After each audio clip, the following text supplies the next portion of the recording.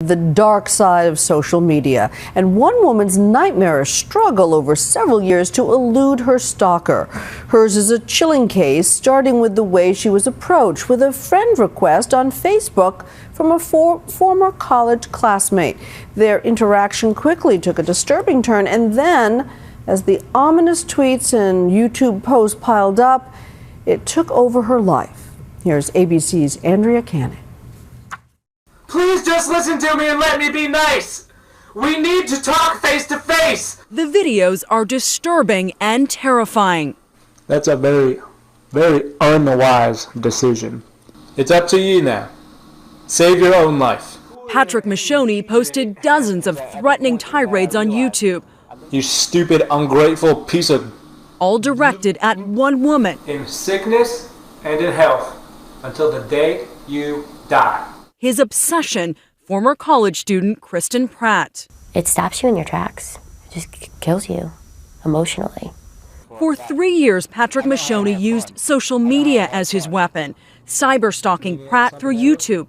Messages like these: "I want to tie your wrists together. I'm going to follow you home from work." And tweets like this one: "It is up to you now to save your life. I have no options."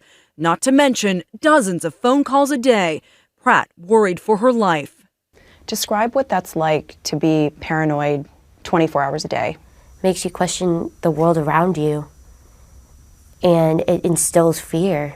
Would you check the shower? Would you check the closet when you came home? I would check all the time. I used to have dreams that he found out where I lived and broke into my house and waited till I went to sleep and would kill me.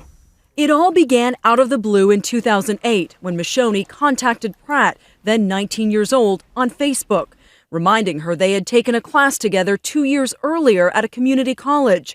They had never even officially met. She says the conversation was initially polite. You were innocently responding to him, thinking this could be a friend. Yeah, exactly. But about a half dozen messages later, things quickly turned frightening. They were more sexually oriented and a little bit more deranged. Stuff about how he wanted to kill me before I kill him. Or he would break my neck, my boyfriend's neck. The stalking only escalated. You're still playing games! In this video, you can see Mashoni videotaping himself in front of Pratt's work. She then drives by, not even knowing he's there. He chases her. Pratt was told outside of a restraining order there was little she could do until a police officer arrested Mashoni for prowling at another apartment complex. We asked if he could check Patrick's backpack.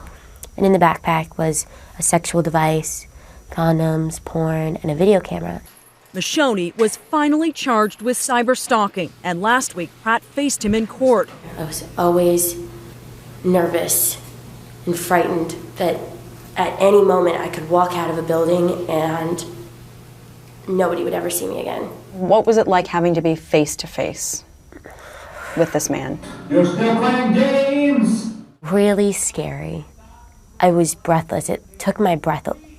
I couldn't breathe. You can't keep ignoring me. You can't. Mashoni was convicted of cyber-stalking. He took a plea deal. The prosecution asked for 15 years, arguing Mashoni is a danger to society if released too soon from prison. I know what's going to happen. He will kill her. The defense painted a picture of a once bright and promising student with a college scholarship who went on a downward spiral, a man who needs medical help, not prison time. Mashoni, now 24 years old, admitted in court he has problems. Well, I want to apologize to her, definitely for scaring her. I honestly don't even remember, any of those emails. Obviously you're not making it up. The judge gave Mashoni 4 years. He will be out in just 2 for time served. He made it a point to say it was because this is Patrick's first offense. He hasn't harmed me. I'm still alive.